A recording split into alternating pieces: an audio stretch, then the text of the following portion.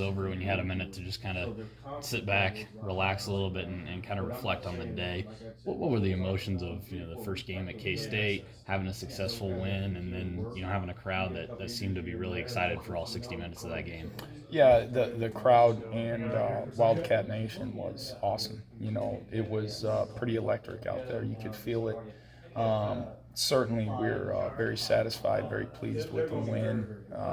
My emotions were a little torn. There's a 4th down and 1 that, as an offensive line coach, it's funny, you linger sometimes on those things, but it's a great learning experience for us, and we got to move forward with it. And you enjoy it for a few hours, and then next morning you come in, you evaluate it, look at the things you need to improve on, and begin preparing for next week's opponent. Pretty excited to get out there for the second one now.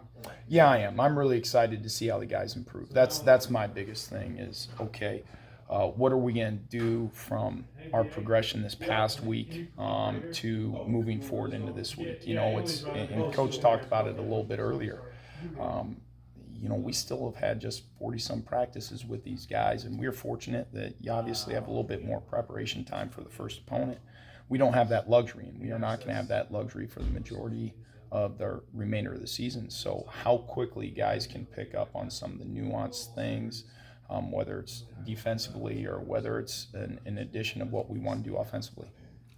You talked in camp about Tyler being a guy who could play tackle, then he did some on Saturday. How were his few snaps over there at tackle? Really impressive. Really impressive. And he's a guy I've really wanted to focus in at right tackle for the majority of the year. And I thought he stepped in extremely, extremely well. And he's had to take some more reps there this week because of the lingering that Scott has. So, but he's a senior. He's a great leader, and I would expect nothing less from that young man. To the untrained eye, the number 2 offensive line looked really good on Saturday. What did you think of that group after going back and watching them again?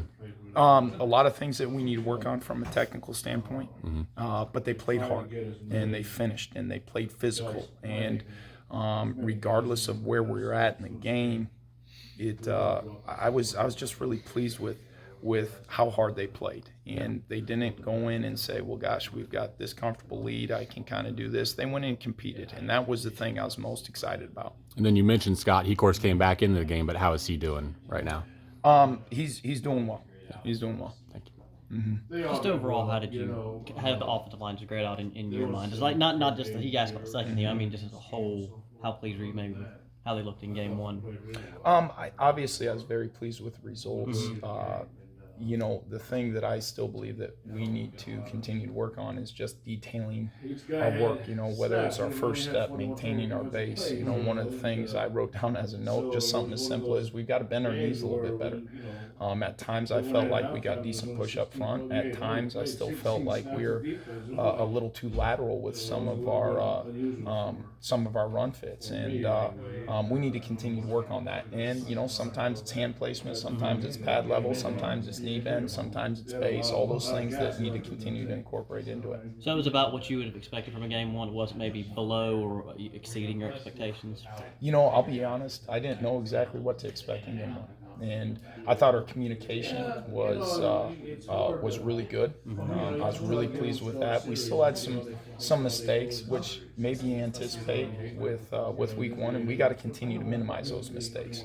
And what I mean by that is, we had the one false start penalty, and it was actually a late snap, and our center was trying to communicate on a run check. So I knew some of those things were going to happen. We need to minimize those, and we need to minimize just what I'd call complete busts. And there were a little more of those than I would have liked to have had, just with the amount of preparation. So I'm looking to continue to get those minimized this week.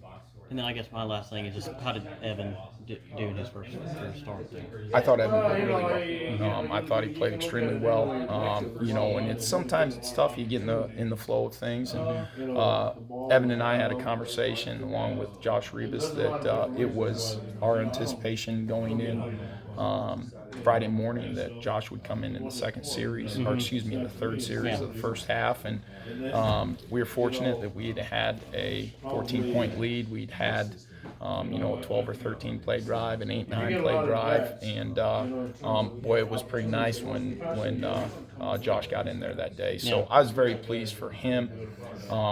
And then for him to come back and start in the second half and then move over to right guard when Scott went down, it's just, I think, one of those benefits that I have of having a senior, more experienced group.